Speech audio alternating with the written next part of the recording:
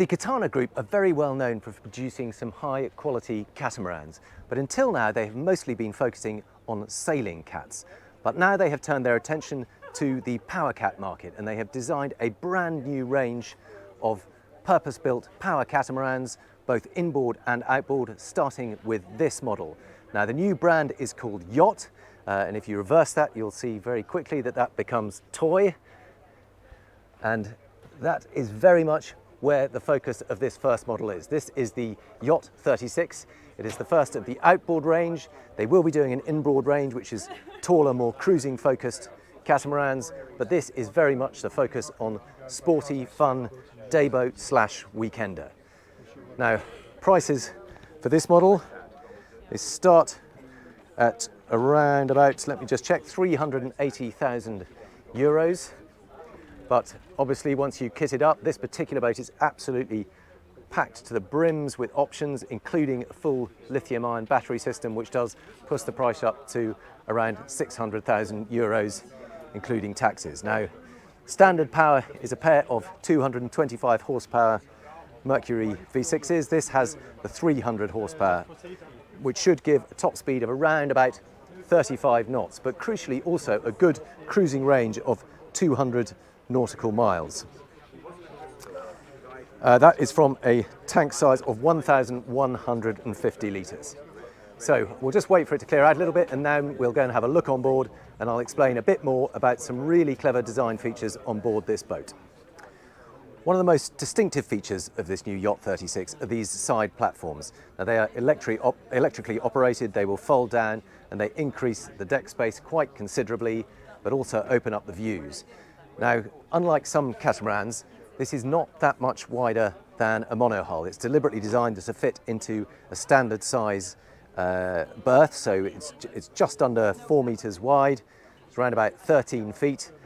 So even though you've got the benefits of the stability and the fuel efficiency of a catamaran, you haven't got this enormous girth and the problem trying to find a free berth to park it in. But when you are at anchor, you can put the platforms out and increase the size considerably. Now, very clever arrangement of the seats here. You can see at the moment on this side, over on the starboard side, we've got it set up as a face-to-face table. You can see that that's got extending leaves, so that will expand out and they will join in the middle. On this side, we've got it set up as a sun pad, and there you can see you lie out, you've got full length. And of course, these seat backs will also swing over. So you can have 2 rows of forward-facing seats when you are cruising along at 25, 30 knots. It's much nicer to be facing forwards, and that enables both of these rows to be facing forward, and then you've got the helm seats right up front. So you can have 3 rows of forward-facing seats. Now there's little mini bathing platforms either side. That central one also has a bathing ladder at the end of it, which swings out and gives you a full depth bathing ladder to get in and out of the water. You can see the tables are on electronic strut, so that's what adjusts the height when you drop it to make a sun pad. We've got 2 wet bars here, really well equipped. One fridge is standard, the second is an option, but very good idea to split it like this. It means you've got that much more space. The sink is a little bit small, but you have got one there. And of course, they tuck neatly under these perspex lids when they're not being used. We've got a grill on this one, storage space for your cutlery, and more underneath. Now, quite sensibly, it has asymmetric walk-around deck. So you can see on this side, we've got a full depth walk-around, nice tall gunnels. Makes it very easy and safe to walk up to the bow area. You can see we've got these glass side sort of extensions, if you like, that increase the height, give you a bit more protection from the breeze and feeling of security, but very safe and easy to walk up to this foredeck lounge. Sun pad here. Obviously, when you're running along, those backrests fold over so it doesn't impede on the view, but very cozy seat up front here. And in fact, you can stretch your legs out, and what a place to sit on the foredeck. And because it's quite nice and deep and secure, it probably is safe enough to use underway. Certainly, if it's not too choppy, on a relatively calm sea, because of the stability of those twin hulls, that will work just fine. Now the port deck, you have got the same width here, it's just not quite as deep, and that is to create more headroom in the cabin down below. But equally, if you're stepping onto a side pontoon on this side, it's easier to come over this side because of the reduced height. But there is still plenty of depth to stop your foot slipping over the side. You come back into the cockpit area. Now, I mentioned earlier there are 4 forward-facing seats, and all good, secure, proper individual seats with fold-up bolsters, really nice and supportive and comfortable. And again, quite unusual to find a boat with 4 forward-facing seats at this size. Helm station, very neatly designed. Standard Mercury throttles there on a little extension again, just to bring it a little bit closer to the driver. Twin Simrad screens, quite nicely set behind this windscreen, should get a bit of protection from that. And then an overhead hardtop, and you'll see that that has got an electric sun awning that extends all the way over this aft area here. And there's also a sun canopy. That's more of a manual arrangement, but you can have shade up on that foredeck area.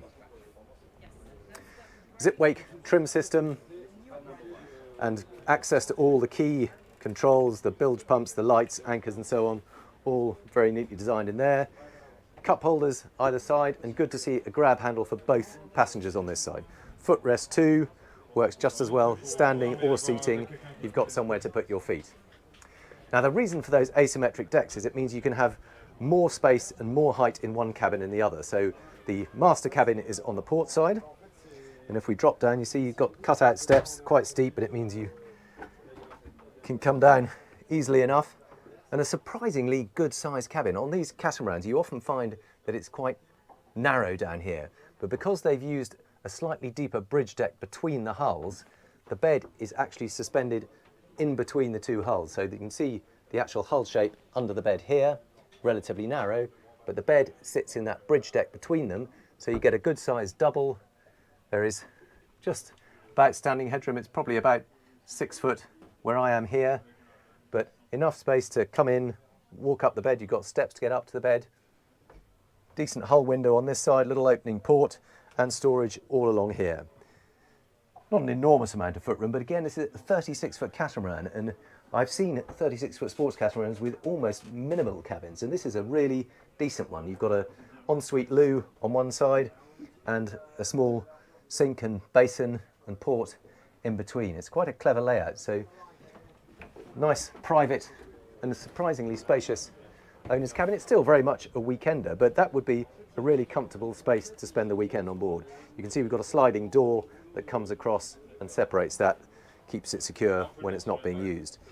Now, in the starboard hull, obviously the hull itself is the same width, but because of that deeper side deck, there isn't nearly as much clearance over the bed. In fact, you can see it tucks right in under there. So this is more really going to be a child's berth. It would be a very, very cosy double, but quite a generous, comfortable single.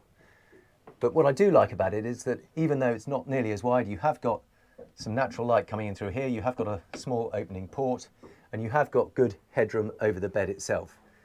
So clearly a second cabin, but even though it's only really effectively a children's cabin, you have still got your own ensuite bathroom. So I'm rather impressed by that.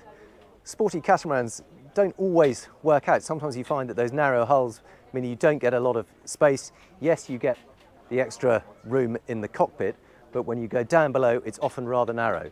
But on this boat, you get one really good sized cabin, one slightly smaller guest cabin, and I love the versatility of this cockpit area with those folding bulwarks, the walk-around decks, that usable foredeck area, the twin wet bars, and these really versatile seats. I think that's a very clever use of space.